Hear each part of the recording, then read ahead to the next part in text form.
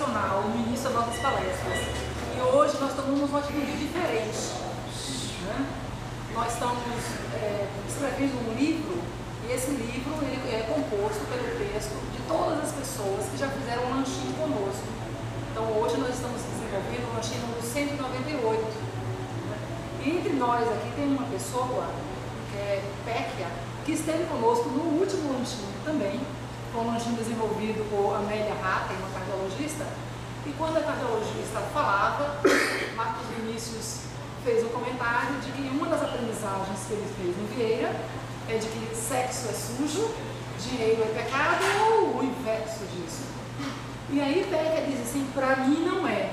Então eu fiquei muito surpresa de saber que para um padre sexo não é sujo, que dinheiro não é pecado. Fiquei muito feliz. Mas ele não chegou a externar isso, desculpa, ele falou assim, dinheiro é ruim, sexo é melhor. Como ele costuma nos surpreender, tal qual ele levantou na plateia, essa semana ele nos surpreendeu mais uma vez.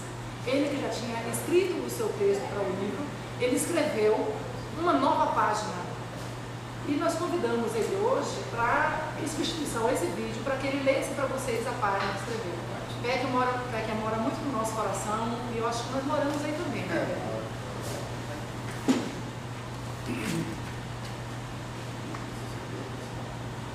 Fique à vontade, o espaço é seu. Boa tarde. Eu sou o padre José Antônio, sou da mesma congregação do pessoal do Vieira, jesuíta. 38 anos de Brasil, sou italiano, naturalizado. Conheço o presidente aqui desde 86, quando comprei o primeiro computador XT, né, com 5 mega, aquele tijolão 5 mega. Então, eu escrevi esse texto porque estava atrasado. Eu prometi esse texto já há um mês e meio atrás e comecei a construir o texto, mas não terminei por falta de tempo. Como essa semana me deram um ultimato, ou essa semana, ou nada, aí disse, vou sentar e vou pensar. E essa semana para nós, católicos, igrejas cristãs, não só católicos, mas igrejas cristãs, é a semana de preparação ao Pentecostes, que nós celebramos, né, o Espírito que é derramado sobre todas as igrejas, para formar a unidade. Por isso nós chamamos essa semana de oração pela unidade dos cristãos. Eu disse, tem que se dizer alguma coisa sobre isso, uma coisa que estou vivendo, uma coisa que eu vibro com isso. Aí fiz uma ligação com o que estava acontecendo aqui. Não vou repetir o que escrevi no texto, apenas vou dizer o que me motivou. Eu tinha o meu paradigma na cabeça, umas 10 bem-aventuranças do ecumenismo. Eu vou ler algumas que mais se parecem com aquilo que está acontecendo aqui, deixando as outras para depois, né? Então, dentro do nosso movimento ecumênico, que visa não criar uma igreja grandona, como um chapéu, né? Um guarda-chuva para tudo, não. É cada um na própria igreja, mas vivendo na unidade, se respeitando e respeitando. Então tem 10 bem-aventuranças, eu vou ler algumas que mais se parecem com o que nós experimentamos aqui. A primeira bem-aventurança é a seguinte: bem-aventuradas as pessoas que amam a sua própria igreja. Eu vi aqui que a Consiste ama muito a Consiste e faz questão e deve fazer isso, apresentar a Consiste o que bom é que melhor que a Consiste ama a si própria, né, a própria empresa. Bem-aventuradas as pessoas que sabem dizer quem são sem desvalorizar o outro. Então aqui está se falando tanta coisa bonita, positiva, mas sem falar mal dos outros. Eu vi tantos palestrantes aqui, ninguém falar mal do outro, apresentar a própria experiência. Então é um princípio que era praticado aqui. Terceiro princípio: bem-aventuradas as pessoas que sabem ouvir e querem conhecer as outras pessoas. O que mais acontece aqui? Não é? Eu estou por acaso querendo elogiar Consiste? Não, estou constatando apenas.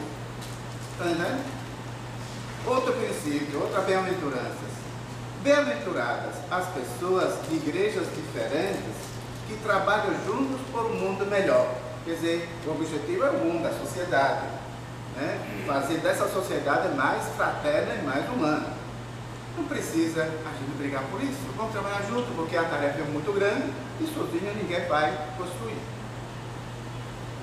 Bem-aventuradas as pessoas que sabem partilhar seus dons e seus recursos. Né? Eu vi aqui a Cosiste que trabalha muito, trabalhou pelo menos, né? Convidar para no setor social, para socializar, né? Ajudar a sociedade a convidá-la, por exemplo, pessoas de bairros populares para participar de concursos, e aí vai. Até me prometeu, né, de dar um curso para a gente, para os jovens lá do bairro popular. Isso. E depois eu vou terminar, né, com essa outra, a oitava. Bem-aventuradas as pessoas que veem na diversidade uma riqueza.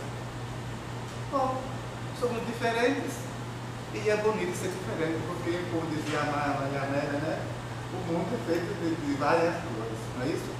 Então eu queria presentear esse livro que fala diversidade em comunhão. Nós somos diversos, mas podemos viver em comunhão. E outro, um pouco uma visão mais recente, sobre o ecumenismo e diálogo interreligioso, que eu vou presentear com vocês. A gente esqueceu, na realidade, um ponto que eu acho que é importante, sua experiência rápida a respeito do ecumenismo em Israel. Israel, porque eu estive em Israel e me comovi. A primeira noite de 90, já faz 20 anos, para mim é como se fosse hoje. Como se fosse hoje. Eu cheguei 1º de março do ano 1990 e cheguei de noite em Israel, em Jerusalém, desci em Tel Aviv, e aquela cidade iluminada de noite, né? Iluminada de noite, era um encanto. Isso foi a primeira recordação que eu tenho. Depois, quanta gente estava lá. Eu ia lá na cidade oriental, onde tem muito árabe, palestino, né, judeus, cristãos de todas as raças. Os cristãos que chegaram primeiro pegaram a parte melhor. E o Calvário, o Monte Calvário, é dividido em 2 pedaços. A parte dos franciscanos e a parte dos gregos ortodoxos. E tem um tapete que vai marcando a fronteira. Se o tapete dos franciscanos puxar um pouquinho mais para cá, o meu ortodoxo corta. Não pode se apropriar de um pedaço do outro. E a coisa mais importante, por exemplo, a chave do Santo Sepulcro, da igreja, da Basílica, a chave está em custódia de uma família muçulmana. Olha, uma família muçulmana, não tem nada a ver com o cristianismo, né? É uma família muçulmana, em homenagem a Maria Amélia. Mas para abrir a porta, como chama? A pessoa está lá no alto, não dá para passar. Precisa de uma escada. E essa tem abrir por fora, né? Mas a escada está do lado de dentro. Está do lado de dentro. Então alguém do lado de dentro tem que passar a escada do lado de fora. Então tem uma porta pequena, dentro do portão grande, que está na mão a chave, a escada dos franciscanos. Mas a chave da porta para passar é dos gregos ortodoxos. Então eles devem abrir a portinha para os franciscanos passar a escada, para o muçulmano subir ali. Olha como é importante. Para abrir a porta de uma igreja é necessário que o muçulmano, ortodoxos e católicos trabalhem juntos. Caso contrário, às 4 horas da manhã eles fazem isso, né? Não há. Muito obrigado. Obrigado. Bom, boa tarde a todos. Essa é uma prática que nós adotamos já há muitos anos, praticamente quando começamos a nossa empresa. Convidamos uma pessoa muito conhecida aqui de Salvador, chamada Manuel Barros Sobrinho, que é o reitor da Unifax, para contar sua experiência de vida. Naquela época, realmente não sabíamos o que nós estávamos fazendo. Como a Graziela falou, esse é o evento de número 198. Então, trabalhando, mas tem valido a pena. Como tem valido a pena, eventualmente, receber e-mails de pessoas que não puderam vir, mas que mandaram e que eu me comprometi em ler para você. 2 deles eu conheço, um só você conhece. O primeiro foi: oi Marcos, vou fazer o possível para ir. Abraço e sucesso, Urbano. O segundo: Marcos, tudo bem? Parabéns pela escolha do palestrante e pela felicidade da definição. Ao seu é mesmo, simples, generoso, catalisador e servidor. Conheço de perto e é um líder realizador, o que inspira a todos pela sua coerência e comprometimento com a causa. Estou com o compromisso do almoço já agendado na sexta, mas se houver atenção, a operação irei com certeza. Antônio Amorim. E o terceiro que eu não conheço, prezado Marcos, ao ser um amigo pessoal, um valoroso colega de trabalho, estarei presente. Maurício Lourenço. Pois é, vamos lá. Esse evento, esse ano é o de número 12. Já adianto que na próxima semana está vindo uma pessoa que eu tenho fortes laços emocionais, porque é um amigo e irmão do meu pai faleceu tem 2 anos no meio. Muitos devem conhecer, chamado Santos Caldaferri, um cantor muito famoso. Isso é uma prática nossa. Eu contei já 2 vezes através do XTR, muita coisa do que nós fazemos, mas nós copiamos. Segundo consta, se você não tem a capacidade de criar, você tem que ter humildade para copiar. E copia 1, 2, 10 vezes até que aquilo passe a fazer sentido e você começa a ter coragem de inovar. E tem sido mais ou menos o que nós fazemos. Esse é um ponto crítico. Essa palavra é errada. Nós não temos que ter o vício, mas sim o hábito na adrenalina.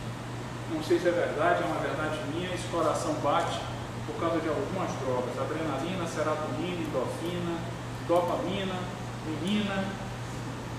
Se você tem essa consciência, se você sabe que você é vaidoso, todos somos, você passa a ter um controle melhor sobre si, automaticamente, sobre as coisas que você faz. Outro ponto, e aí entra mais uma vez a formação que eu tive no governo Antônio Vieira, que foi muito boa, mas como eu disse, eu ouvi lá que dinheiro é sujo e sexo é pecado, ou o contrário, Júlio. Acho que isso não está certo. Não é, pai? Dinheiro é bom e sexo é melhor ainda. Vamos em frente. Outro ponto, não queremos só ser técnico. É muito fácil ser técnico. Apertar a tecla F1. O desafio é nós sermos agentes transformadores dos ambientes em que nós estamos.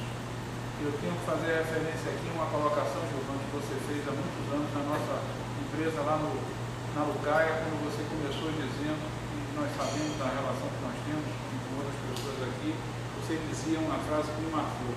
Interessantíssimo isso. Nós temos aprendido sem querer. Acho que essa é uma boa expressão. Você começou dizendo que todo mundo tem sempre alguma coisa a ensinar. E essa pergunta incomodava, você deve se lembrar disso, sobretudo com algumas pessoas que você não tinha nenhuma empatia e as pessoas faziam coisas fora da curva, absurdas. Pois é, eles ensinam o que nós não devemos fazer.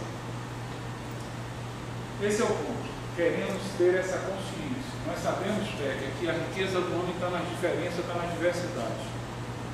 Se 2 pessoas são iguais, o mundo só precisa de uma. Quase sempre as pessoas esquecem, senhor. E está aí pedindo a pílula da sabedoria, que eu sei que vocês veem com os bolsos cheios. Nos diga o que ou o que não fazer. Não esqueça isso, hein? Vamos em frente? É uma história tão rica, nossa, né? Essa é a 4ª vez. Nos encontramos em 2 eventos. Fui maravilhosamente bem recebido essa semana que passou. Foi terça-feira? Segunda-feira. E definimos que hoje estaremos fazendo um evento. Não é fácil. Mas a estrutura que nós temos, a estrutura que nós montamos nos permite é isso. Nós temos que ser rápidos. Adapta-te, né, Judão? Ou não sobreviverás. Mas eu me lembro que eu passei uma saia justa, minha saia sumiu e esse homem literalmente carregou no colo. Adorei, nunca mais vou esquecer isso. Permiti até que aquela música do Grêmio tocasse, mas tudo. Vamos lá? Eu disse há pouco. Vieram várias pessoas do Correios aqui, me deram a oportunidade de mostrar o nosso carro-chefe, que é o XTR. Não tenho a pretensão de ter o Correio com certeza. Isso é um salto muito grande. Mas eu tenho certeza que o futuro está nas nossas mãos, seja com relação, sobretudo, à sociedade brasileira para a gestão do conhecimento que eu produzo tem tudo a ver. Apenas uma referência, não precisa dizer o ano, mas o dia, o mês, quem sabe. Vem para cá, vem contar a sua rica história de vida. Muito obrigado. Mas assim, bom, primeiro, muito obrigado aí, Marcos, pela referência. É um desafio grande para mim estar aqui nesse momento, falar um pouquinho, né, da minha experiência.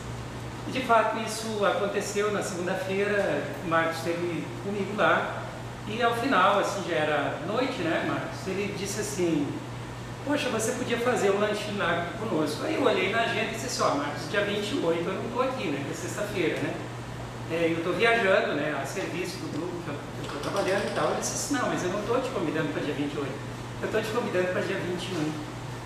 Aí eu digo assim, olhei e disse: não, 21 eu não posso, o grupo está aqui conosco, fazendo o nosso trabalho aqui na Bahia, não tem como. Ele disse: não, você leva o grupo para lá.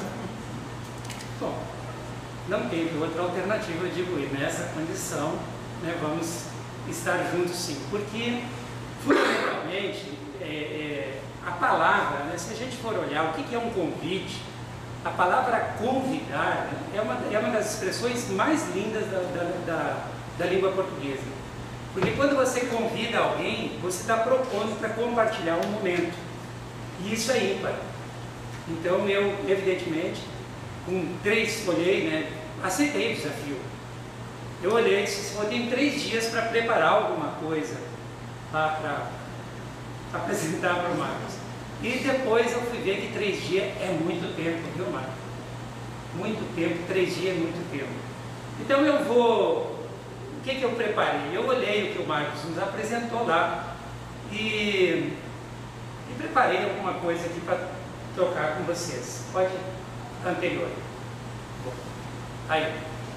Então eu pensei, o que eu vou comentar no Consiste, já quase que 200 lanchinhos, o que eu vou apresentar para o pessoal lá? Então eu pensei nesse título aí: se viver é uma técnica ou uma arte, e estou provocando já vocês. Se alguém já pensou nisso, o que é viver? É uma técnica ou é uma arte? Né? E vou fazer algumas reflexões compartilhadas aqui daquilo que eu tive a oportunidade de viver nesses 52 anos, né, que estou por aqui. Como a gente vai fazer reflexões conjuntas, eu vou me permitir me apresentar primeiramente para vocês. Então, quem é o Alceu? Aí eu tentei espremer tudo nessa tela, porque eu não gosto de 2 telas do mesmo assunto. Eu só vou colocar tudo numa mesma tela, o que é mais representativo em mim. E aí eu percebi o seguinte, que eu sou formado em administração, tenho uma especialização em gestão empresarial pela Universidade Federal do Mato Grosso do Sul, tenho desenvolvimento de recursos humanos para a qualidade pela Universidade do Estado do Estado, Rio de Janeiro, fiz um curso de pós-graduação em Engenharia da Produção, com a ênfase em análise organizacional da Federal do Rio Grande do Sul. Tenho uma experiência profissional bastante rica, desenvolvida aí nas empresas de indústrias, né, e de serviços. E antes de entrar no Correio, trabalhei em umas 4, 5 empresas lá no Rio Grande do Sul. Tenho uma carreira nos Correios que ela é muito considerada, eu gosto muito da carreira que eu fiz dentro dos Correios, até certo ponto invejada, né? Função de gerência, de assessoria, de direção regional, de direção nacional, nos estados do Rio Grande do Sul, Paraná, Mato Grosso do Sul, Brasília, Alagoas, Sergipe e Bahia. Não é pouco isso daí, é 1/3 da Federação Brasileira. Eu tive a oportunidade de trabalhar e conviver com isso, então eu acho que isso não é pouco. Tenho uma experiência acadêmica também na Faculdade Dom Bosco, em Mato Grosso do Sul, na Castro Alves aqui, na Unijorge aqui, Unicenid aqui, Sartre Coque aqui, Rui Barbosa aqui também. E atualmente eu sou assessor dos Correios, sou professor de pós e de graduação dessas disciplinas: comportamento organizacional, psicologia aplicada à administração, planejamento de carreiras, RH, estágio supervisionado, planejamento estratégico, avaliação de desempenho, ética e responsabilidade social, coaching, mentor. Isso é o que eu faço ultimamente quando alguém me convida. Sou membro também do Comitê de Tecnologia lá da FIEB, membro do CRA e diretor regional do Polo Bahia da SBGC, Sociedade Brasileira de Gestão de Conhecimento. Se nós olharmos para isso daqui, o que é isso daqui? Isso daqui é tudo o que é o Alceu para fora. Né? Daqui para fora, quer dizer, o Alceu se projeta para fora. Então o desafio aqui, que eu acho que a Consiste coloca, é dizer assim, vem cá, o que tem de fora para dentro de você, enquanto ser humano? E foi isso que eu me permiti colocar esse tema, viu, Marcos? Quando você me colocou lá e disse, olha, fala o que você quiser. Eu quero começar dizendo para vocês o seguinte, tudo isso daqui não tem absolutamente nenhum valor, mas nenhum mesmo, né, se nós não tivermos tido alguma experiência de vida que nos trouxeram grandes lições. E eu acho que cada um daqui tem as suas grandes lições de vida e eu vou compartilhar um pouquinho das minhas lições e daquilo para poder depois, talvez, no final, a gente fazer um bate-papo e eu também ouvir um pouco das lições de vocês. Eu nasci de uma família de origem italiana, bastante numerosa, no município chamado Barra do Ouro. Município não, ele é um distrito, ele é uma vilazinha. Alguém conhece Barra do Ouro aqui? Exceto minha esposa que está lá, que chegou agora, que com certeza conhece, né? Município de Rolante, interior lá do Rio Grande do Sul, Riozinho, não vale o Zuc e a Maíra, que são gaúchos, estão aqui, né? Riozinho, Taquara. Tem no mapa? Tem, você vai localiza no Google Maps. São Francisco de Paula, aí, Canela, Gramado. Ó, marketing funciona, viu? Marketing funciona. Pois Agora, eu já ouvi falar em Barra de Ouro. Barra de Ouro não. Eu vou dizer por que desse município. Já ouvi falar, sei que existe. Nem peguei. Pois bem, Barra do Ouro fica muito próximo do município de Gramado, mas muito próximo mesmo, né? 60, 70 quilômetros, né? É uma serra, né? Descendo a serra você chega em Barra do Ouro, é um buraco. É um buraco e eu vou poder compartilhar um pouquinho desse lugar com vocês, para começar a falar dessa questão proposta aí. Pois bem, por que eu nasci lá? Por que o meu pessoal foi para lá? Por uma razão muito simples. O pessoal, quando veio da Itália, nós temos o pai que é de lá, né? As pessoas vieram para cá fugindo de alguma coisa, de um sistema opressivo, então tentavam, na realidade, encontrar algum local que tinha uma proximidade com a região de lá, clima, solo e a agricultura que se praticava lá, e para um local próximo daquilo daí. E, associado à variável de se esconder mesmo, as pessoas procuraram os buracos mais longínquos, pelo menos os meus bisavós quando vieram para cá, né? E se esconderam mesmo. Então eu vou, para falar um pouquinho mais disso, eu vou convidar vocês para dar uma passeadinha. Nós vamos fazer um tour aqui, não programado, né? Porque muita gente aqui já conhece Gramado, vai ficar assim até meio chato eu passear em Gramado com vocês. E aqueles que não conhecem, eu vou talvez frustrá-los, né, quando forem para lá. Eu vou convidar vocês para descer a Serra de Gramado e chegar em Barra do Ouro. Se puder, só para a gente ficar lá, parece que está um pouco melhor. Olha, saindo de Gramado, né? Saindo de Gramado a gente chega em Canela, que são cidades contiguas, e no meio, na chegada de Canela tem um hotel chamado Laje de Pedra. E esse Laje de Pedra, aí ficou melhor. Do fundo do Laje de Pedra a gente tem tem a visão desta paisagem aqui. E por que essa foto aparece aqui? Porque Barra do Ouro fica além desse morrinho aqui, ó, aqui no fundo, num buraco que eu vou convidar vocês para descer essa serra e chegar até lá, de forma bastante rápida. Quando a gente começa a descer a serra, a gente começa a tomar umas visões dessas paisagens, desse tipo de paisagem aí. Mais para frente a gente vê isso daqui. Isso aqui é uma fotografia com serração, porque lá invariavelmente serra tem serração, né? E fecha o tempo mesmo, a gente vê muito pouco, né? Principalmente descendo essa serra. Mais para frente um pouquinho, a gente já vê que já desceu bastante, ó. A estrada já não é mais asfaltada, e sim é de cascalho. Então qualquer bobeada aí a gente cai mesmo, né? Não dá para bobear aí. Ó, tá descendo um pouquinho mais, outra visão, né? Descendo um pouquinho mais, a gente se depara com coisas dessa natureza exuberante, desse tipo aqui. Isso aqui chama Cascata da Água Branca, né? É o nascedor do rio que vai passar por todo esse vale da Barra do Ouro. Um rio muito importante, tem muito significado na minha vida, e essa cachoeira aqui também, uma beleza, água límpida, cristalina, sem nenhum tipo de poluição. Claro, também não tem ninguém muito lá para poluir dessas águas aqui, né? Você chegou lá? Muito, no inverno. No hotel Laje de Pedra dá para ver essa cachoeira aí, tá? A véu de noiva que fica em Taquara. Ou Taquara não, em Canela, perdão. Essa aqui fica em São Francisco de Paula, já na divisa com o município de hoje Maquiné, né? Que Barra do Ouro hoje pertence a Maquiné. Na época pertencia ao Osório, que é o município praiano. Então vamos um pouquinho mais para frente. Ó, vai ficando, a paisagem é mais ou menos isso aí. Bonito, né? Isso é lindo. E aí a gente chega nessa foto, que essa foto eu vou querer parar um pouquinho. Olha o vale como é que ele fica, ó. Lá da cachoeira, olha aqui como é que fica o vale.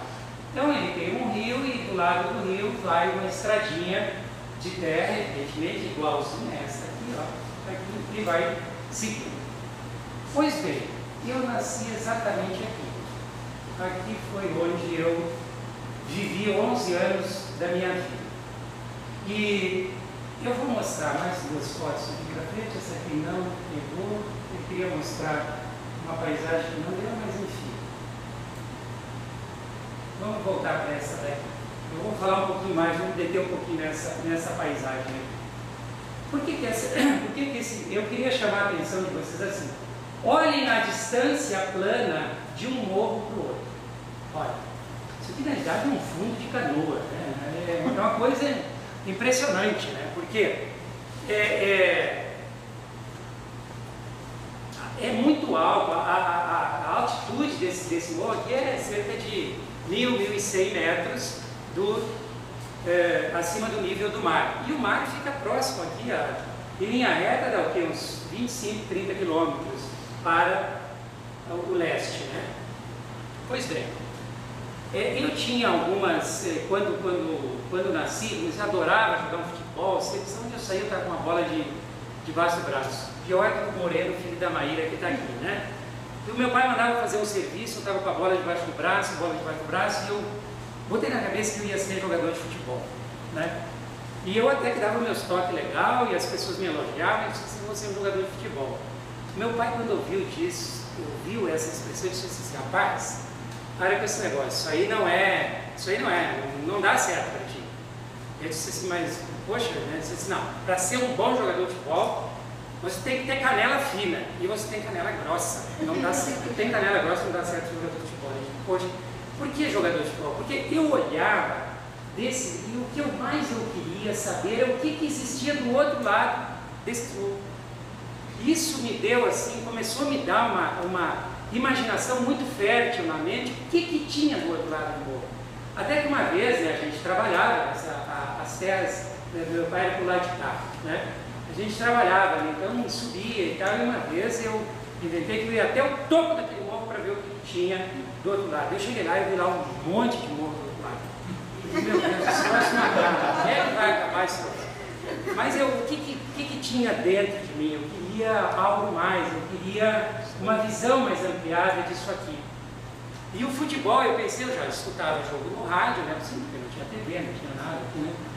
E eu achava que, né, os times de futebol estão aonde? Em Porto Alegre, estão em outros lugares e tal, então eu achei que era a oportunidade de eu sair para lá. Com aquela expressão do meu pai, não deu mais certo, então, assim, eu precisava arranjar um jeito de sair daqui.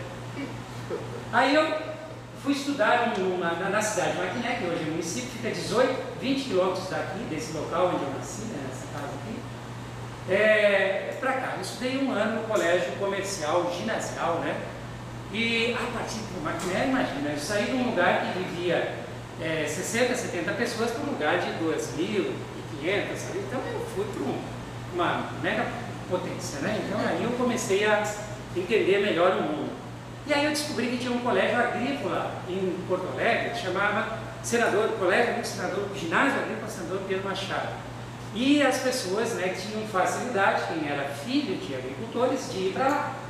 E eu digo, é a oportunidade, eu vou. E aí consegui, em 71, ir para esse Ginásio Agrícola Senador Pedro Machado, que lá eu aprendi basicamente toda a base, né, que eu tenho da minha vida, eu aprendi nesse ginásio. Era um internato, a gente estudava de manhã, de tarde e à noite, era um regime de disciplina forte.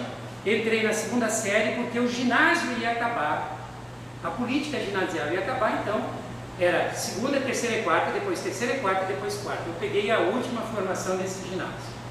Formei lá em 74, 73, final de 73, e no final de 73 eu tive um grande dilema na vida.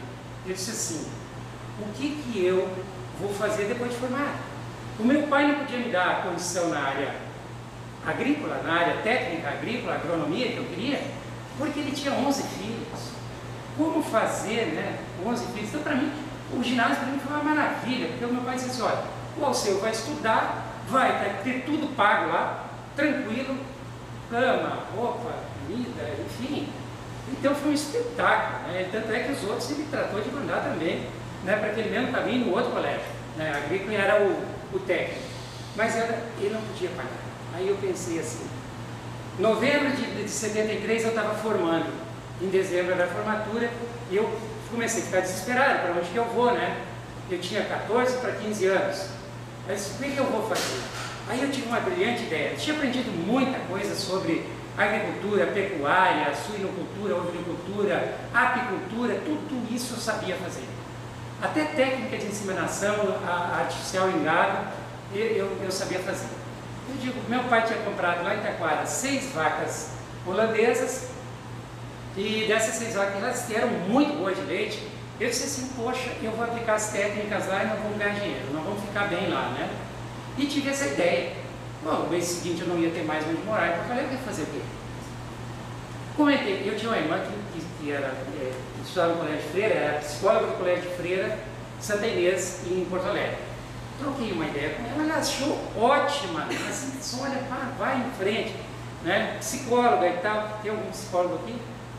Pode dizer se tem ou não. Psicólogo adora quando o outro toma decisão. Você já viu o psicólogo dizer que a decisão está errada? E concorda com tudo, poxa, não, isso aí, ótimo. Minha esposa é psicóloga, hoje eu vou dizer isso a ela. Vê se ela concorda ou não. Quando o outro toma uma decisão, o psicólogo diz, joia, parabéns. E ela me disse isso e eu fui para casa feliz da vida. Cheguei lá, falei com o meu pai da ideia. O meu pai, e ao final dessa conversa, eu tive a grande lição, primeira grande lição da minha vida. Sabe o que ele disse? Ele chegou e disse assim, não, rapaz, isso não dá certo. Expus todo o plano para ele, o que ele ia fazer, ele não dá certo. Eu disse, por que, meu pai? Dizer assim, porque tu é fraco, tu não serve para cá, tu é doente, você vai, tu não serve para cá. Tipo assim, por que eu não servi? Essa aqui é uma região extremamente bonita, mas muito inóspita. Isso aqui no inverno, isso aqui faz 6 horas de sol nesse vale, só de incidência de sol, por dia. O sol chega às 10, 10 e meia aqui, quando é 3 e meia, 4 horas da tarde, ele embora. Então uma umidade só, haja pulmão para reviver aqui, para morar aqui, haja pulmão para residir aqui. E essa água correndo toda, linda, bonita. Ele disse, tu não serve. Tu vai, volta para Porto Alegre, tu arranja um emprego que dê para pagar o teu colégio. Se pagar o teu colégio, o resto está tudo bem. Eu digo, poxa, botei a viola no saco, fui para Porto Alegre e disse, agora, o que eu vou fazer? Né? Cheguei em Porto Alegre, tinha um mês ainda até a formatura, um mês de colégio, nós morávamos no colégio, no alojamento. Aí eu tive a ideia seguinte, eu vou convidar as pessoas que querem, eu tinha 14 para 15 anos, vou convidar outras pessoas que querem ficar em Porto Alegre, para a gente trabalhar aqui. E aí fui arranjando parceiros, arranjei 5, eu e mais 5. Todo mundo queria. Na hora a coisa foi, o cara foi, e eu comecei a ter emprego. Onde é que eu vou? Chegava numa indústria, numa empresa, tal, assim, não, pede menor, tal. Cheguei no supermercado Zafari, tinha lá uma família, lema do supermercado, uma família a serviço da comunidade. Eu disse, pô, eu sou parte dessa comunidade, vamos ver se essa família dá meu serviço. Fui lá e consegui emprego de empacotador de supermercado. E aí falei para os outros, ó, vamos lá, essa coisa vai ter, né? Aí só foram 2, então ficamos em 3. De 6, reduziu o grupo de 50%. Eu disse, e agora? Formamos, vamos para onde? Vocês vão falar com o diretor para a gente morar aqui no colégio, até que a gente se organize. Aí o diretor chegou e disse assim, ó, eu tenho que entregar o colégio em 3 meses, vai ter um negócio que não dá certo não. Eu disse, mas diretor, a gente não tem colégio. Então vamos fazer o seguinte, a gente traz um colchão nisso, tem que fechar o alojamento. Você traz o colchão do alojamento e bota numa sala de aula. Aí ele não tem por onde sair, concordou. A gente comprou um fogareirozinho, botou na sala de aula, fazer café de manhã e todo mundo trabalhando no supermercado. Ótimo, comecei a trabalhar no supermercado e tal, mas aí já começamos a ficar de olho em outras possibilidades. Conhecemos um camarada que ia casar. Todo cara que vai casar, ele quer fazer economia, né? Porque o casamento leva essas coisas, né? Então, ele aceitou de... Separado é mais problema. Separar é pior. Concordo. Ele aceitou dividir o apartamento assim, na kitnet, que dava uns 25 metros quadrados, total, área total, com mais 3 marmanjos dentro de casa. E aí foi para quê? Para a gente conseguir ficar no apartamento dele, a posteriori, porque não tinha quem fazesse, quem fizesse fiança para nós. Como é que eu ia alugar um apartamento sem ninguém? Eu não tinha fiador. Quem é que é? Bom, resumo da história. Ali nós começamos a ter outros contatos, né? Porque o Bira era um cara de Bento Gonçalves, ele já trabalhava num banco, já estava com um casamento marcado, já era uma pessoa assim que já tinha um poder melhor e um conhecimento melhor da sociedade porto-alegrense. Morávamos exatamente no centro da cidade, na Salgado Filho, a vida começou a ficar boa, né? E eu comecei a ver outras coisas. Já estava estudando no colégio Escola Técnica Parobé, fazendo curso de eletrotécnica. Pois bem, um belo dia, e eu comecei a buscar novos empregos. E sempre eu esbarrava numa coisa, né? Quando me pedia o exame médico, apareceu um negócio na minha radiografia, discreto aumento do arco médio. Olha, o que é isso? Pô, era discreto, mas para mim se tornava concreto, porque as empresas não me contratavam. E eu comecei a ficar preocupado com esse negócio, né? Em 1 ou 2 ocasiões aconteceu isso. Aí um belo dia, o Vira me apresentou no Banco Iósco de Investimentos e disse assim, discreto aumento do arco médio. Era o que é arco médio, aqui, a parte da faixa corácea. Pois bem, isso veio a ser uma CIA, comunicação interauricular, que era um problema cardíaco congênito. E esse era o problema, talvez, com meu pai, sendo que eu era um cara doente. Pois bem, um belo dia ele me apresentou no Banco Iósco, tá? Me deu uma carta de pessoa, eu fui lá, fiz uma entrevista maravilhosa, pessoal, você está contratado.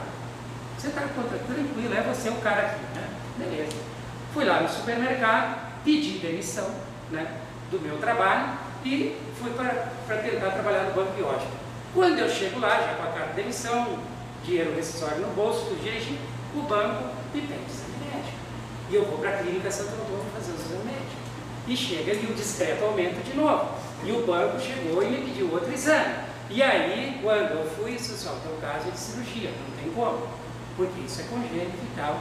E eu fiquei sem emprego. Aí eu digo, meu Deus do céu, e agora? Como é que eu vou fazer? Vai para cá, vai para lá, vai para cá, vai para lá. E eu disse, tudo que vai, como é que eu faço? E apareceu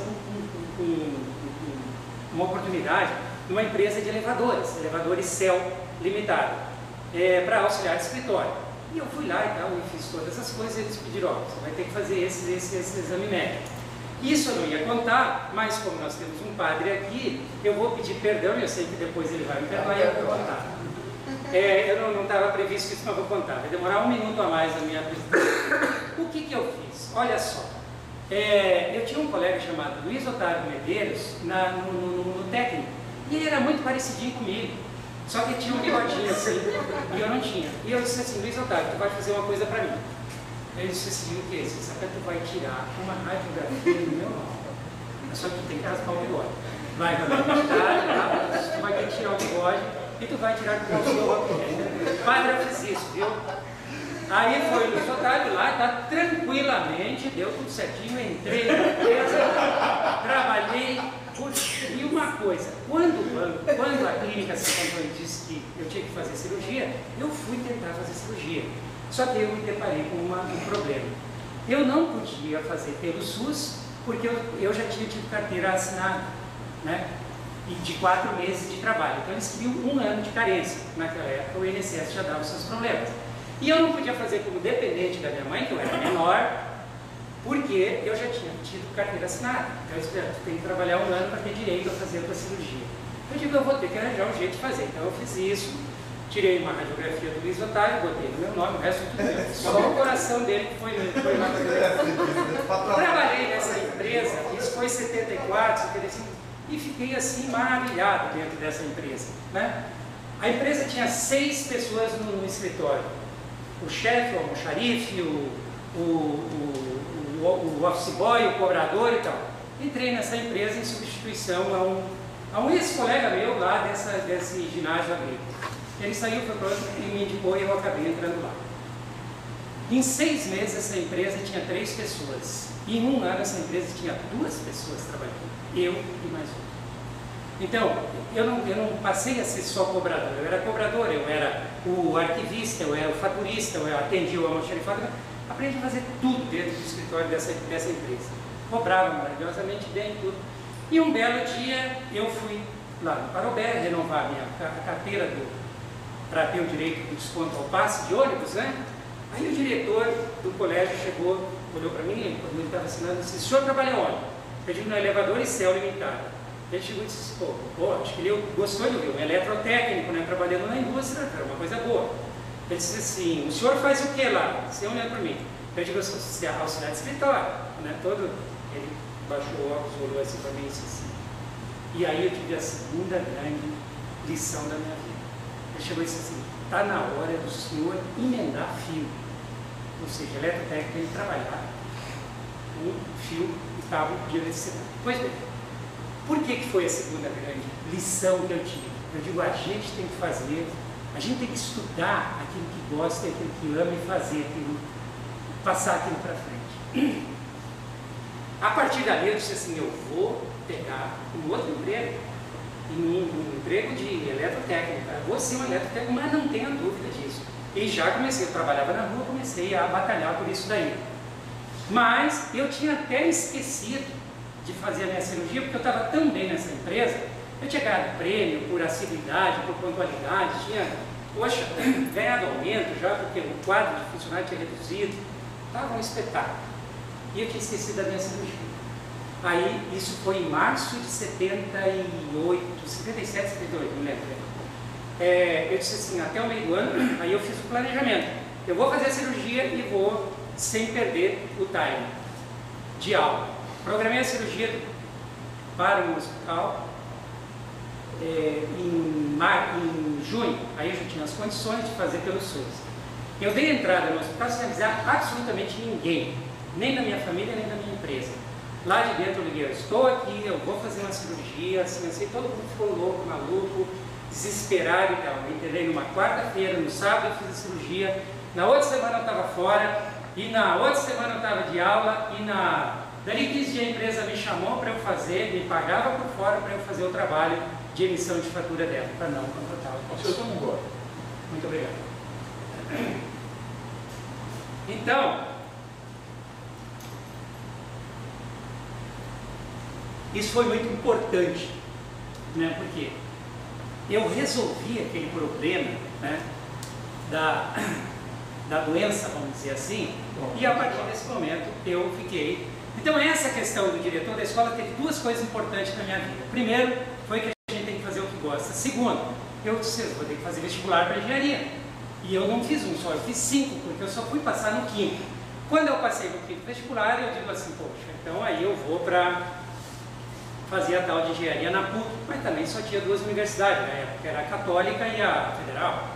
Então não tinha também, a concorrência era muito grande. Pois bem, fui para a PUC e aí saí da FECOERGS, né, que era a empresa que eu já estava trabalhando de projetista, né, saí, consegui, ganhava bem, paguei as dívidas todas do meu pai, em 2 anos e meio, paguei todas as dívidas do meu pai com o dinheiro que eu ganhava na FECOERGS como projetista. Pois bem, nesse episódio, o que acontece? Eu vou para a faculdade, a FECOERGS não me libera horário para estudar, eu peguei e disse assim, então eu vou estudar. Fui estudar e me demiti da FECOERGS.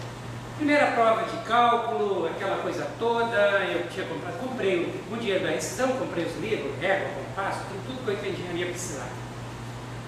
Cheguei na primeira prova de cálculo, eu fiz a prova assim com o pé nas costas. Eu digo, rapaz, esse pessoal fala tanto de cálculo, isso aqui, pelo amor de Deus, eu tirei 10 nesse negócio. Sabe qual foi a minha nota? 1,3. Eu chorei, esperei, sapateei, chamei a mãe, olha, aquilo ali para mim foi isso aí, ó, para eu ter a terceira grande lição da minha vida demorou 2 anos, né? E eu fui construindo isso, mas dentro da engenharia eu fiz várias coisas, eu não trabalhava, então eu fazia bico. Aí era garçom, era professor, dava aula particular, fazia as coisas assim para poder sobreviver. E foi bastante interessante também esse período, né? Eis que chega o concurso do Correio. Alguém me disse assim, pô, vai lá, você vai passar. Eu falei, que isso, tá? Fiz o concurso do Correio. Isso em 80 já, né? Fiz o concurso do Correio. Passaram lá no Rio Grande do Sul 14 pessoas, né, para um total de 120 vagas no Brasil inteiro. Dessas 14 pessoas, chamaram para fazer exame médico. Aí eu fui, de peito aberto, já estava resolvido o meu problema, imagina, né? Só que o sacana do médico começou a pedir outros exames para mim. E pedia um, pedia outro, poxa, que coisa é essa e tal. Eis que chega o dia D, eu fiquei para trás, não fui. E eu digo, sacana. O que fica na cabeça do jovem de 21 anos? Eu não estou legal. Eu tenho algum problema aí e tal, enfim, fiquei maluco. Mas, em vez de... Aí a minha irmã disse, vai lá, conversa com o psicólogo, fui lá, falei com o doutor Wilson, e ele disse assim, fica tranquilo, rapaz, olha, tu não foi, mas esse concurso é assim, muita gente desiste, você pode ser chamado, porque você está na boca, você isso, você aquilo. Eu disse, rapaz, Wilson, isso aí é conselho para quem fica, eu vou estudar mais, no ano que vem eu vou de novo. Saí dali, aquilo também para mim resolveu. Fiz um concursinho lá, fui ser professor de física no Colégio Santa Inês, e foi uma coisa interessante, porque eu concorri com uma outra pessoa que era um modelo, um exemplo de inteligência para mim, Mauro Florisberto Borges de la Justina. Esse cara é hoje engenheiro, esse é um cara espetacular. E eu concorri com ele. E era o colégio da minha irmã, e eu fui escolhido. E aí eu disse para minha irmã, fui lá, falei, rapaz, esse negócio está errado. Não está certo. O Mauro é muito melhor do que eu, como é que eu fui ser escolhido? E aí eu tive uma outra coisa importante que o Marcos Vinícius, acho que vai gostar de ouvir isso. Disse assim, a minha irmã falou assim, olha, os melhores não estão nos extremos. Ou seja, não adianta você ser muito 10 e não adianta você ser 0. Os melhores estão no meio. E aí para mim foi uma coisa importante, porque eu tinha que aceitar também aquilo de limitação que a gente tinha para fazer determinadas coisas. Fiquei 25 dias, 22 dias dando aula nesse colégio, foi ótimo. Chega ao chamado de Brasília. Não teve outro, imagina. Saí correndo para Brasília e aí eu disse assim, agora o jogo, né, tem que virar esse jogo. Brasília tinha uma condição interessante, e aqui eu tenho alguns colegas, né, o Canassa e o Zuco estão aqui no grupo, que passaram por lá, Alexandre também, né, também, né. Brasília tinha uma coisa interessante, por quê? Porque se você formasse em 2 anos e meio, você saía literalmente com um contrato de trabalho assinado. Eu digo, bom, tá ótimo, e ganhando na época mais do que ganhava um engenheiro. Eu disse, para que eu estou sofrendo tanto aqui, né, para esse negócio? Fui. Cheguei lá em Brasília, sistema militar, disciplina toda, e para mim nada disso era bicho de 7 cabeças, eu estava muito acostumado a esse tipo de coisa, me dei muito bem, né? Fui indo muito bem. Formação. Então na formação, você tinha que escolher o lugar por ordem de classificação. Eu era o 27º e o 26º era o Abílio. E eu pegava a última vaga do Rio Grande do Sul. Aqui as pessoas que eu vou contar isso, tem isso muito... Era assim um dilema, a escolha da vaga, porque você tinha 24 horas para definir e depois ir para um quadro, e quando um matava a vaga, o primeiro matava, o último escolhia o último, evidentemente. E eu era o 27º, aí o cálculo dava, eu pegava a última vaga de Santa Maria, e na época tinha uma unidade de correio que aceitava lá. Eu estava tranquilo em Santa Maria e tal. Momentos antes um dia antes da escolha, o Abílio chegou, mataram uma vaga do Paraná. E aí o Abílio, que estava certo de ir para o Paraná, chegou para mim e disse: olha, na dúvida eu estou descendo. Eu disse: o que tu vai fazer para o Rio Grande do Sul, rapaz? Você vai... E ele era magrinho, fraquinho, você vai morrer de frio lá, você vai morrer de frio. Tentei fazer, até comprar o carro, não consegui. E eu sobrei. Aí eu fiz assim: para onde que eu vou?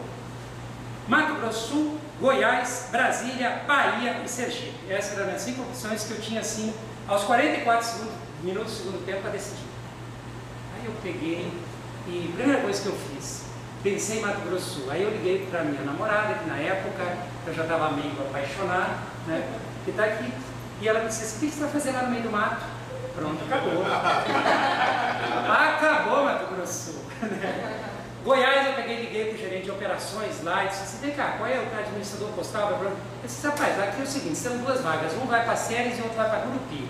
Pronto, acabou também. Eu queria continuar estudando, não dava, fazer o quê? Brasília, eu não gosto de Brasília até hoje. Eu não tenho uma identidade com Brasília porque Brasília tem muita soberba, muita falsidade, muita coisa que não combina comigo. Então eu não gosto. Então eu não queria Brasília. Bahia, na época, tinha uma fama, assim, que a Itana, que está aqui, conhecia, eu acho que a fama da Bahia na época, né? A Bahia tinha uma fama muito ruim em termos, assim, de unidade para se trabalhar. Aí eu queria saber uma coisa, já que eu não estou precisando, eu vou para Sergipe. E escolhi Sergipe dentro desta lógica aqui. Eu vou dizer por que isso está acontecendo, por que eu coloquei isso daí para vocês. Pois bem, então, dentro de Sergipe, eu tive uma carreira profissional muito ascendente. Em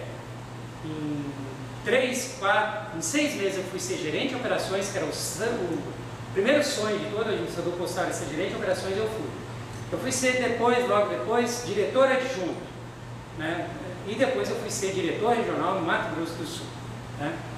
Então, interessante. E aí eu tive, né, depois trabalhei no Mato Grosso do Sul, trabalhei no Paraná, trabalhei na Brasília, trabalhei no Rio Grande do Sul, trabalhei na Bahia, trabalhei em Sergipe, que foi o primeiro, e depois trabalhei em Alagoas também. E aí eu começo a fazer uma grande reflexão com vocês, né? Que é a questão da gente ter cuidado com o nosso pensamento, né? A gente tem que respeitar muito, o nosso pensamento é a alma do nosso corpo. Por quê? Tudo que você pensa um dia vai acontecer, mas tudo mesmo. Vocês observem que eu dei uma volta e depois eu atuei em todos aqueles lugares que lá atrás, em 80, eu tinha pensado em fazer. Então, na realidade, tipo assim, tá, mas o que aconteceu aí, né? E eu vou colocar algumas coisas para vocês aqui que eu acho que são importantes, que aconteceu enquanto esse período de gestão. Isso aqui é a frente da minha casa, olha que beleza. Então, primeira coisa, eu separei assim, algumas ações que marcam, que eu julgo extremamente importante por onde eu passei, né? Não coloquei todas, coloquei algumas só para discutir e fazer essa reflexão da vida. Primeiro, início de jornada do futebol. Isso foi feito em 1985 em Sergipe. Os carteiros, quando eu fui ser gerente de operações, os carteiros eles queriam ser campeões do torneio SESI. SESI faz esse torneio, fazia, na época, com 50, 60 times de futebol, e era um espetáculo porque o modelo era o mesmo da Copa do Mundo. Pessoas chegavam lá e aí se cortavam, se cruzavam, enfim, tinha uma final de um contra o outro. Os 4 últimos, né, tinha aquela jogo um contra o outro, e aí disputa de terceiro e quarto. Olha, nós pegamos aqui, ó, 2 horas da terça e 2 horas da quinta para o pessoal do time de futebol, que eram todos carteiros, para treinar no estádio João Moura Filho. Isso gerou, em 85 gerou um olho desse tamanho em todo mundo. Por quê? Os carteiros agora vão ter 2 horas de folga e tal, qualidade, ó, lá em cima. Melhorou, não tivemos nenhum problema com essas 2 horas. Tá? Tomamos a decisão, tinha problema de controle de ponto, porque as pessoas faziam, nós fazíamos miséria, mas tivemos autorização de fazer isso daqui. Em 88, os carteiros, o time do Correio, disputou o 3º lugar, ele ganhou, né? O 3º lugar, ele chegou lá, perdeu e teve que disputar o 3º lugar. Eles ganharam do outro time e até hoje você vai lá e conversa com o pessoal, eles dizem que foram campeões. Eles dizem que foram campeões, mas não foram, eles foram o 3º lugar. Eles disputaram o 3º lugar com o 4º e ganharam. Mas eles foram campeões, a força disso daí.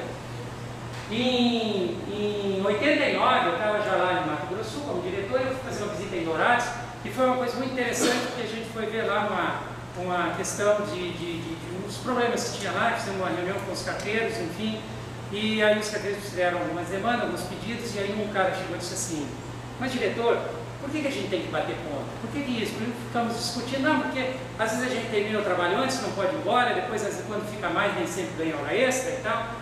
Enfim, aí um pouco o cara levantou e disse assim, olha, doutor, você vai ver uma coisa? Levar um cavalo na água, todo mundo, qualquer criança faz. Fazer o bebê é preciso ter sede, né? Verdade verdadeira, né? Tranquilo. Esses caras vão ser muito mais produtivos sem o relógio de ponta. Abolimos o relógio de ponta em 89 com todos os instrumentos de controle que tinha, né, de uma empresa pública e nós tiramos. Hoje não tem, eu desconheço um carteiro que bata ponto no Brasil.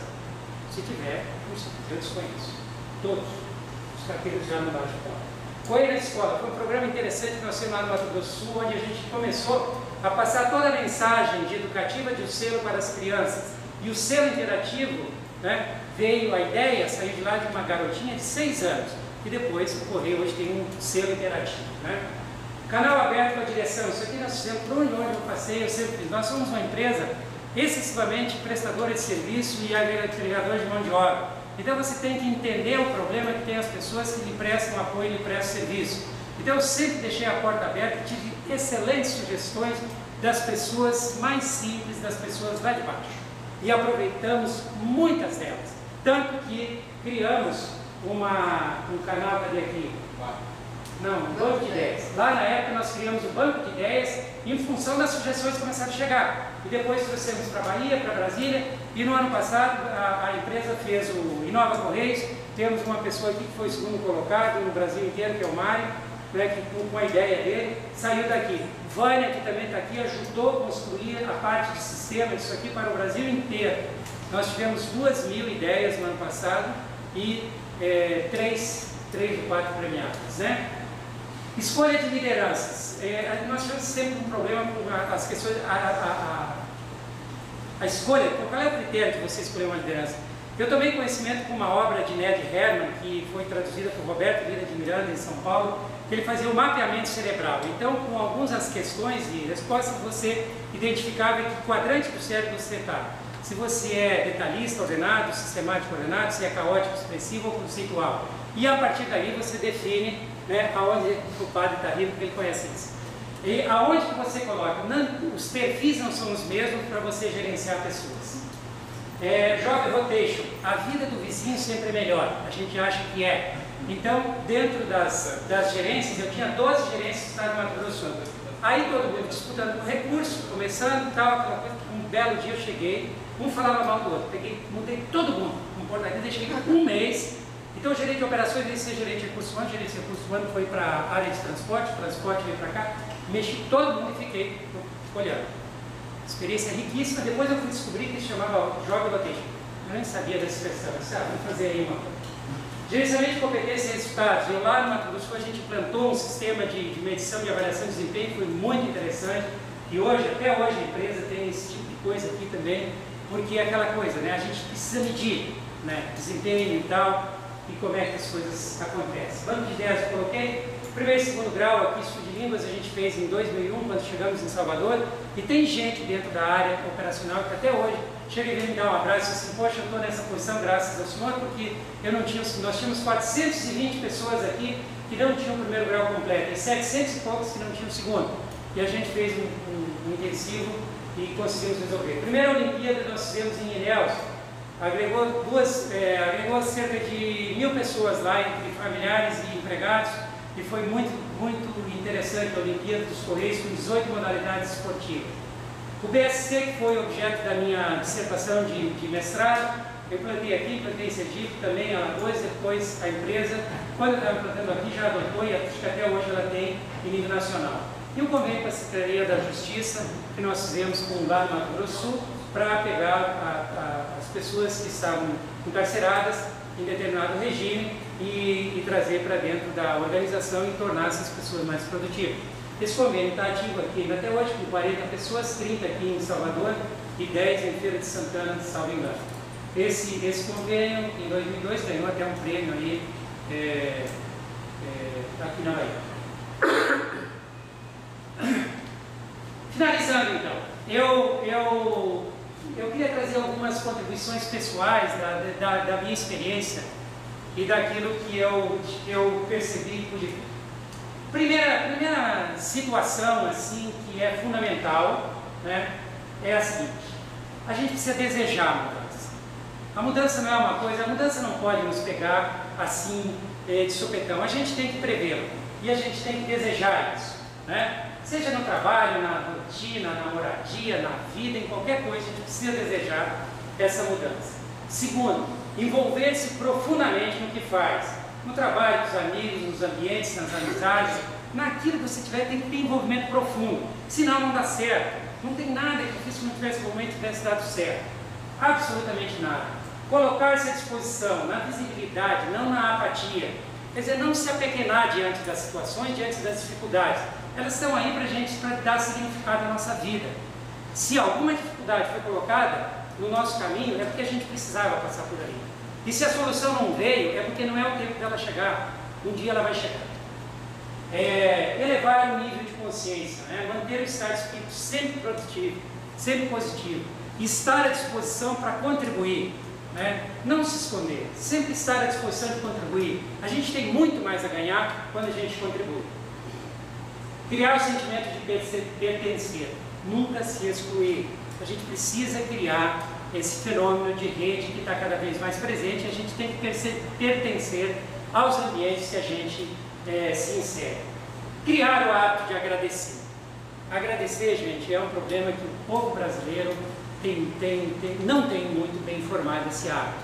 E eu falo com um pouquinho de experiência, porque já passei por 7 estados da federação desse país. E a gente precisa ter um pouco mais o hábito de agradecer as pessoas, agradecer a quem nos ajuda, enfim, ao nosso convívio.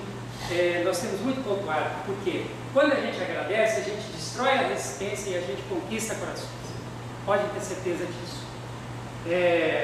Em sinal de agradecimento, aquele buraco lá que eu mostrei para vocês, chamado Barra do Ouro, eu fiz um agradecimento à Barra do Ouro. Isso aqui é uma música que, se eu tivesse aprendido a tocar violão, eu ia cantar aqui para vocês, né? Mas como eu não aprendi a tocar violão, eu vou botar a letra dela aqui, que foi construída em 1984. Quando eu fui para Sergipe, eu disse: poxa, agora de fato eu estou no outro mundo, né? Então eu cantei a minha cidade dessa forma aqui, né? Uma barra do ouro que não tem mais ouro, mas tem essa barra que a gente se amarra de tanto cantar. E aí 3 estrofes, né?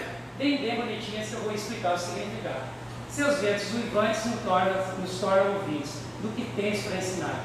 É na água branca, é aquela cascata lá que vocês viram, que a gente se banha para a alma lavar. Na realidade, quem mora num lugar inóspito desse não pode brincar muito com o perigo, né? A gente tem que se prevenir, porque senão sucumbe mesmo, né? Então, é um lugar de muita depressão em termos de vento, né? Porque em cima é serra e embaixo, então o vento faz isso aqui, ele encana mesmo e se não tiver com o pé firme no chão, voa. O segundo é, na salinha das moças eu também já fiz troças, do que tens para arrumar.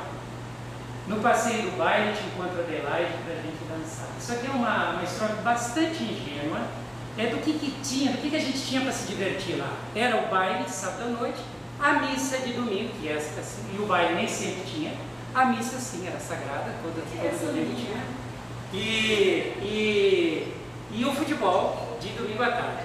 Então perguntaram o que é sanguinha aí. Maíra, diga para o que é uma sanga lá no sul. é um riachinho, é um córrego. Tá? E antes se pergunta o que é a troça, Zuco, digo que quer fazer troça lá no sul. Fazer graça, né? Achar graça, brincar, né, com os outros, né? Fazer troça dos outros, né? Então isso daqui é o seguinte, como é que se dava as coisas? Quando as meninas todas, quando iam para a missa, para o baile, para alguma coisa, elas paravam nessa sanguinha, entravam nessa sanguinha, para quê? Para lavar o sapato do barro, que dava, não tinha meio de transporte, nem bicicleta tinha naquela época, não tinha. Elas tinham que limpar o sapato, ficar bonitinha lá, ou na igreja, ou na coisa. Então aí... Levava 2 calçados, eu Ah? acho. Tinha 2 calçados também. Às vezes tinha 2, e às vezes aqueles que tinham 2, né? Um levava assim até na mão para não ter que lavar o sapato lá. Então a gente ficava ali tentando se armar, né? Para chegar mais ou menos desarmado lá na frente, a competitividade era alta.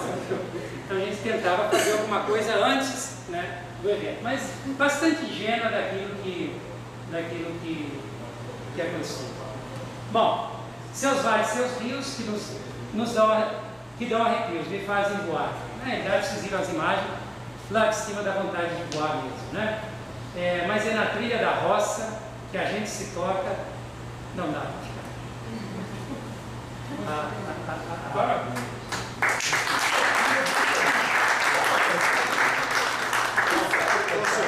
Só não explicou a Adelaide aí. Deixa a Adelaide de lado. Eu falei para vocês que eu tinha deixado a terceira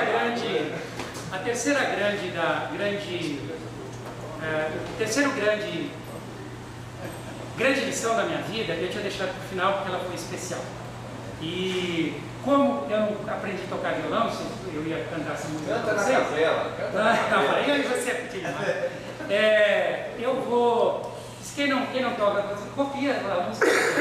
Então, eu vou passar um clipezinho de um filme chamado Super Tramp. Nesse filme vocês vão ver algumas cenas de filme, agregado à música. Preste atenção nas letras. Tem aí Harry Potter, Senhor dos Anéis, O Tempo, O Grande Ditador, vários filmes que na época alguns nem tinham, né? Mas associado à letra, vocês vão entender qual foi o terceiro grande lance, vamos dizer assim, da minha vida e que modificou, né, de fato, essa presença. Porque todos nós temos aquele momento, o ponto da inflexão, né? Então associem esses clipes de filme que vão aparecer, né? O Amor é Contagioso, enfim, tem vários, né? Mas associado à letra, porque a letra que valia para o final da década de 70, início da década de 80, o The Logical, né? Supertramp. Se quiserem.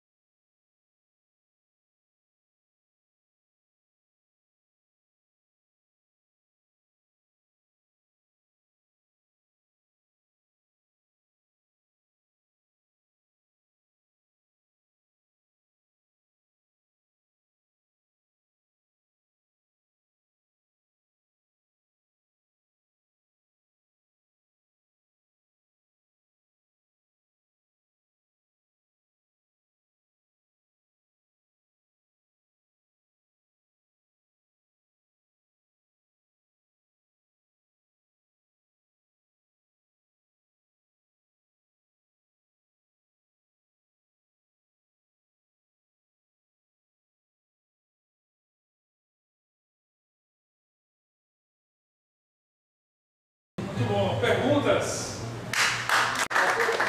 Lá em Sergipe teve um carteiro que virou prefeito, Deda. Foi mais ou menos. Marcelo não, foi Era Jackson Caju? Barreto. Jackson Barreto, que é deputado federal. Ele era OTT, operador de tráfego telegráfico. Teve um Deda lá que virou prefeito disso de Não, Aracaju? o prefeito de Aracaju é Marcelo Deda, mas ele não foi carteiro. Quem virou deputado foi prefeito, o Jackson Barreto, e hoje é deputado federal. Esse aqui era carteiro, então. Esse que era. Foi de sua época? Foi, quer dizer, não foi da minha época de correio. Quando eu cheguei ele já tinha saído, mas conheço ele, tenho até uma certa amizade com ele. Silvio, não, pelo contrário, é o prefeito que vira carteiro. Você tem mais um. Não. Isso aqui é o seguinte, eu só queria. Eu fechei com isso aí foi muito importante na minha vida, foi aquele momento em que eu decidi, né, de que eu não seria um engenheiro, que eu não seria um físico, que eu não seria um economista, e sim que eu seria um administrador, né, e eu demorei 2 anos para descobrir isso. A mensagem que eu queria dizer para vocês: não é feio abandonar alguma coisa. O feio é a gente, o ruim é a gente ficar em algo que não gosta. E eu, quando vi que não gostava, eu abandonei. Infelizmente, pude contar essa história aqui hoje. Obrigado. Não, se Essas fotos tem que botar. Quer colocar? Então pronto. Então, aí eu já estava com a vida ganha. Foi quando eu saí para Brasília. Quando eu saí para Brasília, qual é a primeira lá? A primeira. Como é que eu vou saber qual é a primeira? Sobe, peraí. Sobe. Quando eu recebi a informação para Brasília, eu fui lá me despedir dos meus pais, né? E do meu pessoal, foi uma coisa assim, era num sábado para viajar no domingo.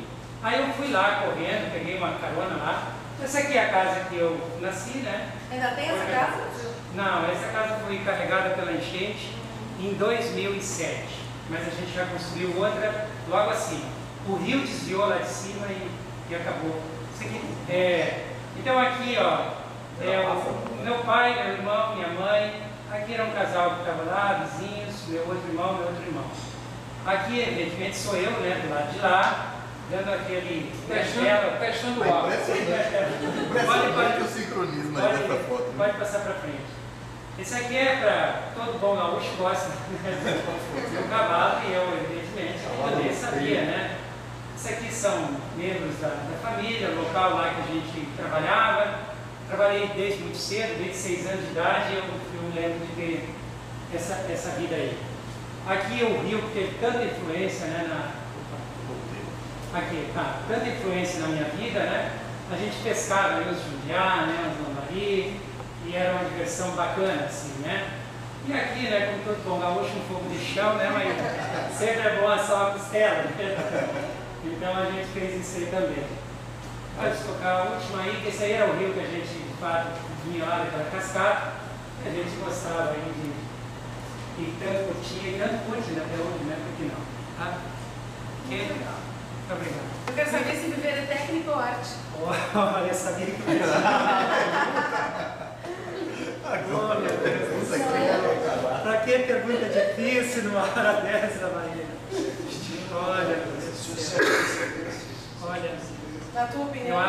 eu acho que tem 80% arte e 20% técnica, viu? Porque você precisa de um estado comportamental perante as situações que o teu estado de arte, o teu estado de espírito vai construir por vocês, né?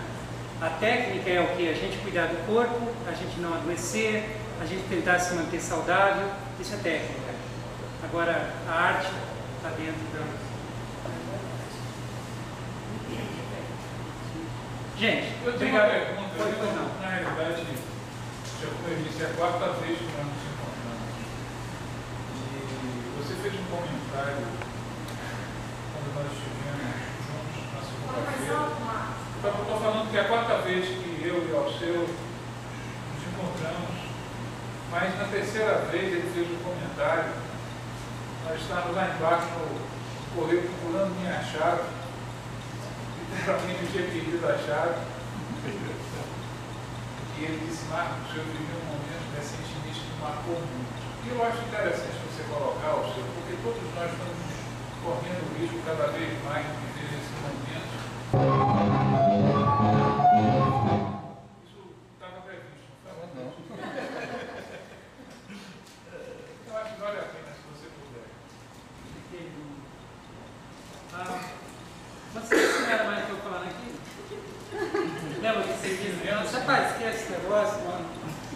o seguinte, eu não vou deixar vocês curiosos. No ano passado eu sofri um assalto aqui em Salvador e eu tive que negociar a vida com os bandidos, né? Isso foi uma coisa extremamente desagradável para mim. Eu não esperava por aquilo, eu ter uma arma aqui, depois ter uma arma aqui, depois o cara mandar virar, o cara disse, eu quero te estourar porque eu pedi os documentos a ele. Então no assalto a gente nunca pede nada, mas assim, as coisas estavam indo tão bem que eu ouvi ele dizer que ele não ia, quer dizer, não ia me matar, mas ele disse, a gente quer só o teu carro, né? A gente quer o teu carro. Eu disse, bom, a chave tinha caído, já tinha dado a chave para o camarada e tal. E aí eu disse assim, poxa, meus documentos, eu tinha viagem marcada com a família inteira, meu primeiro dia de férias, no dia seguinte para São Paulo. Inventei de pedir os documentos. Quando eu coloquei a expressão, deu meus documentos, o jogo virou para o meu lado.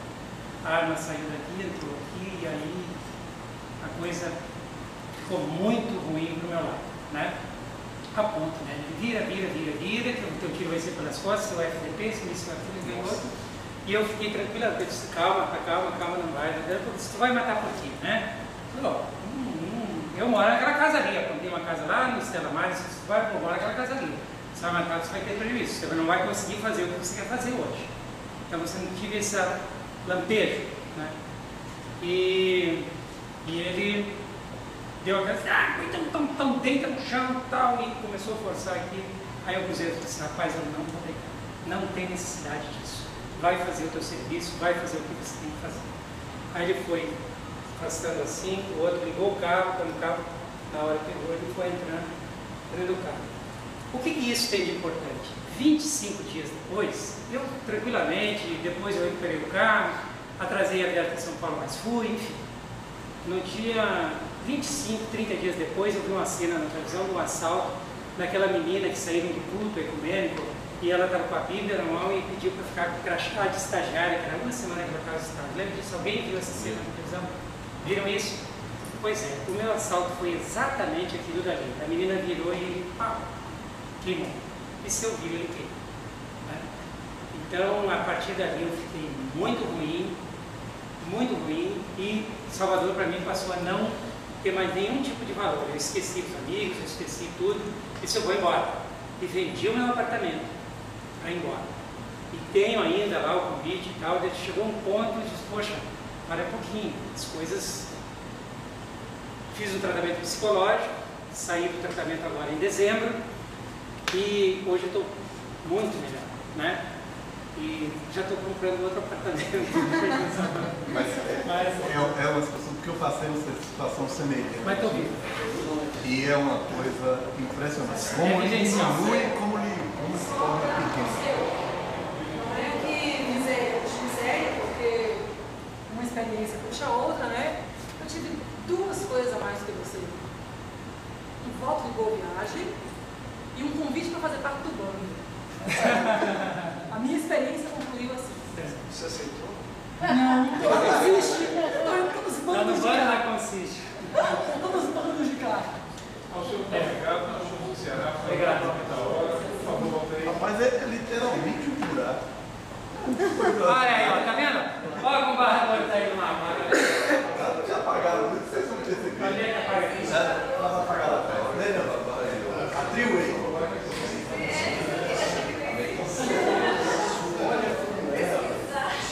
Você lembra? Esse aí, de fato, é o barco.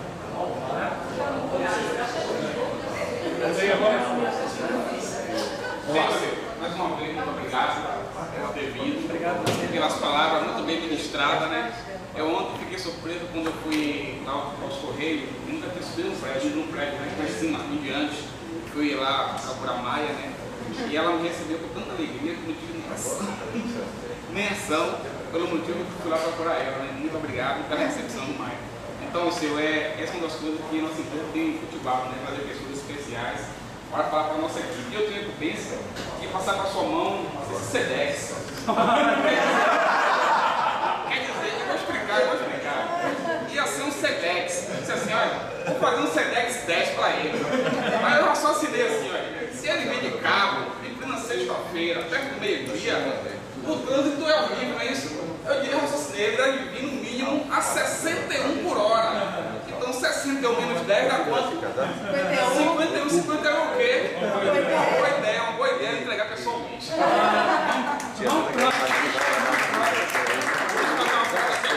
Essa foto aqui vai ser um novo visual para os novos selos dos Correios.